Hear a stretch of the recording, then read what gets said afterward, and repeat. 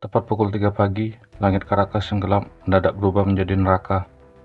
Ratusan pesawat tempur dan helikopter elit Amerika Serikat membelah pertahanan udara Venezuela yang selama ini dianggap mustahil ditembus.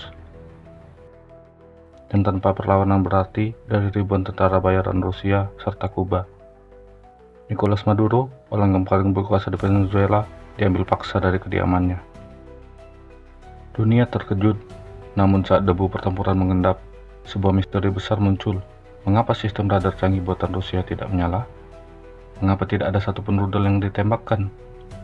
Dan yang paling aneh, mengapa hanya dalam hitungan jam, wakil setianya, Ekli Rodriguez, langsung dilantik menggantikannya?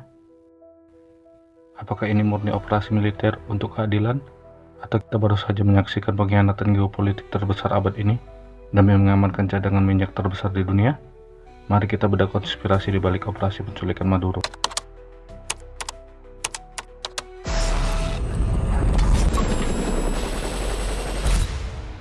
Amerika Serikat menyebutnya operasi penegakan hukum. Donald Trump mengklaim ini adalah pembersihan narkoterorisme. Namun, bagi para pengamat militer, ada yang tidak beres. Venezuela memiliki salah satu sistem pertahanan udara terkuat di Amerika Latin berkat pasokan dari Rusia.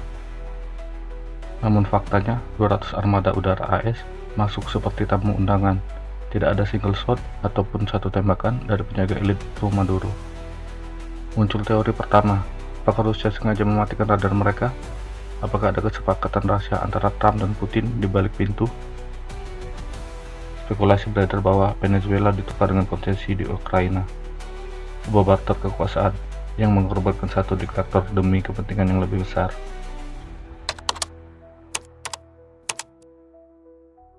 Di tengah kekacauan, muncullah sosok wanita besi, Delcy Rodriguez.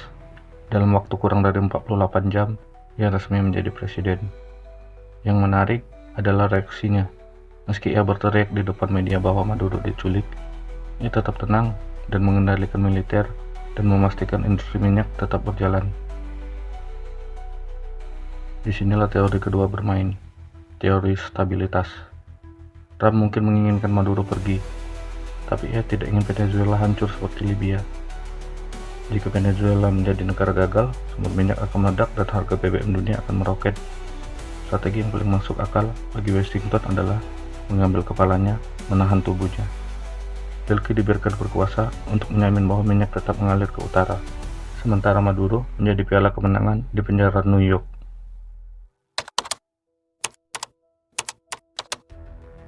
Namun, jangan lupakan Cina.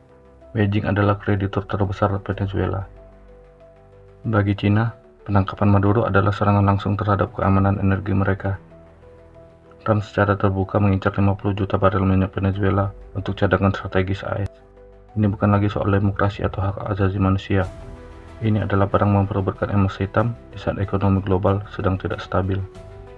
Rusia mengecam, Cina memprotes, tapi di lapangan militer AS sudah berpangkalan. Dunia kini terbagi dua. Mereka yang merayakan jatuhnya diktator, dan mereka yang ketakutan melihat hukum internasional robek dalam semalam. Jadi, apa yang sebenarnya terjadi? Apakah Maduro adalah korban pengkhianatan sekutunya sendiri, Rusia, yang membiarkannya ditangkap demi stabilitas geopolitik lain? Ataukah ini sebuah sandiwara terencana, sebuah evakuasi terselubung yang dibungkus dengan drama pengadilan, agar Maduro bisa pensiun dengan selamat, sementara negaranya dikelola oleh orang kepercayaannya demi kepentingan Amerika? Satu hal yang pasti, peta kekuasaan dunia telah berubah.